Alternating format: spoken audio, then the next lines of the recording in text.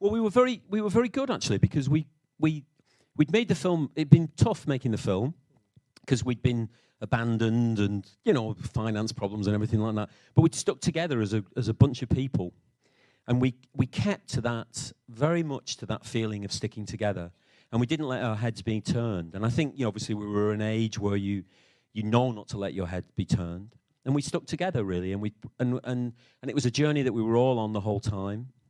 And we put some things in place to look after there were two of the kids. We came from very poor backgrounds, and we'd already put in place a trust to make sure that they got some education and that they had somewhere half decent to live and stuff like that. So we'd done everything really, so that when, you know, its profile starts to rise and people start to ask questions, we felt very comfortable that we'd behave very well, and what would be, you know, and it was Searchlight, really. I mean, Pathé, we have a deal with Searchlight in America and Pathé in Europe. And Pathé stuck by us right at the beginning when it was very, very tough.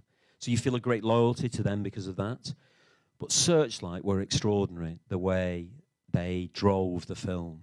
And Angela Johnson, who's here tonight, I remember we were in Telluride. We had this screening in Telluride. It was like the first screening of it. And it was like suddenly it began to take off a bit, you know, and they put on extra screenings and everything like that. And we were hurrying from one screening to another screening. And it's very high up Telluride. So if you're hurrying anywhere, you're out of breath. And we were like panting. And she said, panting away, she said, you know, I think if we keep going, we may be able. I'm going to work so hard to get us an adapted screenplay nomination. Like that. And that was the first time it was ever mentioned. Angela mentioned it. And she's brilliant at it. She's secured amazing number of adapted screenplay nominations in her career for different films through Searchlight. And you need a team around you. I mean, you guys know this. You need a huge team because it becomes an enormous operation.